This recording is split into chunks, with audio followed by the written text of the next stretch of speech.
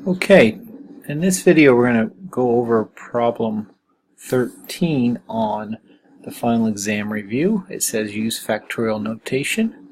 It says see examples for homework. I took 3 problems out of the homework in section 12.1. You need to know here that the definition of factorial, which is n factorial, is given by n times n minus 1 times n minus 2 all the way down to 1, multiply down to 1.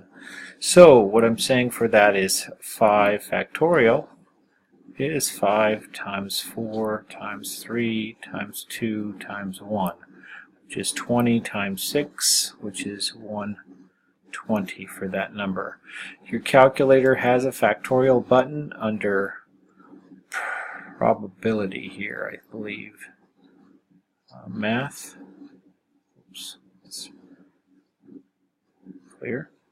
Math under probability under math. So if you hit math and then you go over to probability, there's the factorial button there in number 4. So sometimes though using the factorial button won't work if the numbers are huge or large. So I think all of these on the problems you can probably do that. It's just that most of the time we can reduce any kind of division problem first so you don't have to do a lot on the calculator. So for example on 14 here, that's 12 times 11 times 10 times 9 all the way down to 1. And on the bottom it's 10 times 9 times all the way down to 1. That means all of these things reduce out from the 10 all the way down to 1. Reduces out of this fraction, so this is just 12 times 11. So we don't even need a factorial button to do that. We can just type in 12 times 11 into the calculator to get the answer.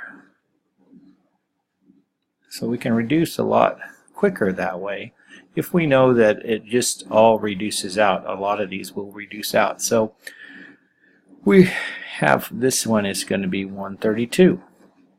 Now I'm not saying you can't do 12 factorial divided by 10 factorial on your calculator. I think that will work. You can write 12 math, go over probability, number 4, and put a factorial divided by 10 math, go over to probability, and down to 4, enter, so it types it in there and then it gives you the same answer. So you can type it in and get the same answer. Just make sure that when you do that on a number like 15 and 16, you use parentheses around the top to get the right answer.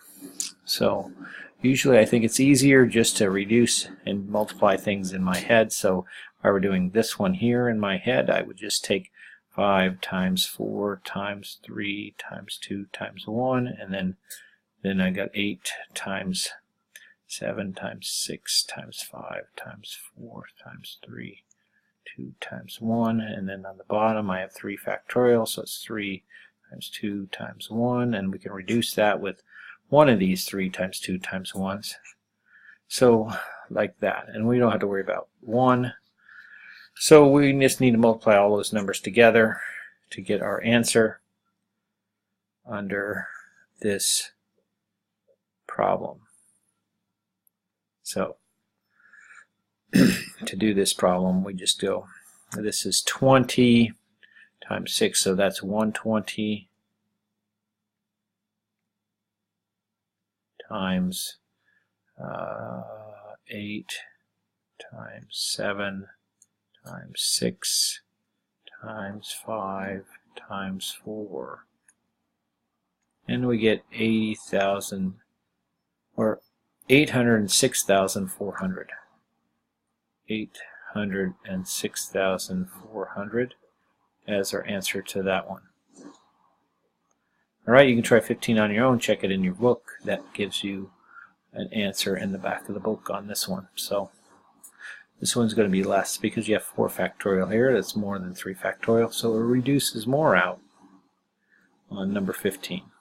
Okay, so that's factorial notation, and what you need to do, either use a calculator if the numbers aren't big, or do some reductions using this definition.